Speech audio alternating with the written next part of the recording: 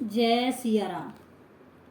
विधि और निषेध रूपी कर्मों की कथा कलयुग के पापों को हरने वाली सूर्य तनया यमुना जी हैं और भगवान विष्णु और शंकर जी की कथाएं त्रिवेणी रूप से सुशोभित हैं, जो सुनते ही सब आनंद और कल्याणों को देने वाली है।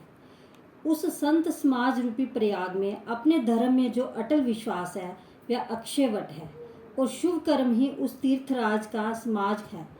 वह सब देशों में सब समय सभी को सहजी में प्राप्त हो सकता है और आदरपूर्वक सेवन करने से क्लेशों को नष्ट करने वाला है।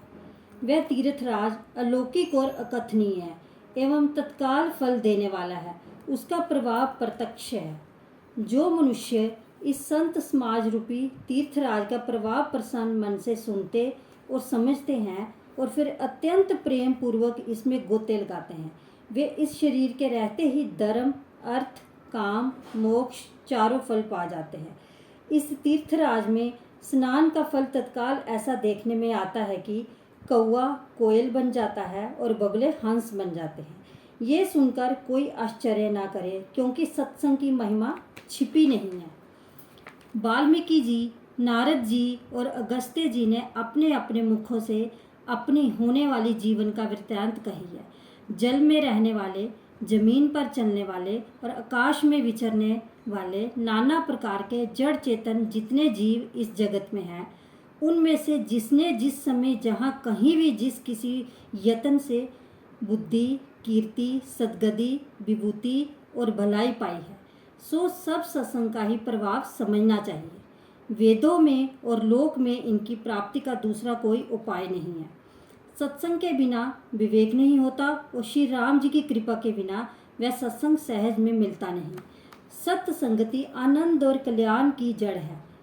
सत्संग की सिद्धि ही फल है और सब साधन तो फूल है।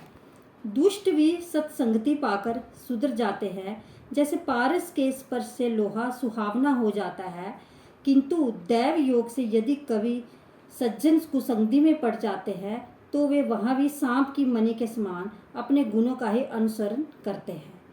अर्थात जिस प्रकार सांप का संसर्ग पाकर भी मणि उसके विष को ग्रहण नहीं करती तथा अपने सहज गुण प्रकाश को नहीं छोड़ती, उसी प्रकार साधु पुरुष दुष्टों के संग में रहकर भी दूसरों को प्रकाश ही देते हैं। दुष्टों का उन पर कोई भी प्रभाव नहीं पड़ता है।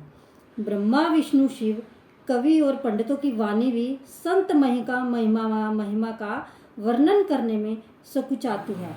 वह मुझसे किस प्रकार नहीं कही जाती है। जैसे साग तरकारी बेचने वाले से मनियों के गुण समूह नहीं कहे जा सकते। मैं संतों को प्रणाम करता हूँ, जिनके चित्त में समता है, जिनका ना कोई मित्र है और ना शत्रु है। जैसे अंजलि में रखे हुए सुंदर फूल, जिस हाथों ने फूलों को तोड़ा, जिसने उनको रखा, उन दोनों ही हाथों को समान रूप से सुगंधित करते हैं। वैसे ही संत शत्रु और मित्र दोनों का ही समान रूप से कल्याण करते हैं। श्री राम जय जय राम, श्री राम जय जय राम। कृपया मेरे चैनल को सब्सक्राइब कीजिए और लाइक कीजिए।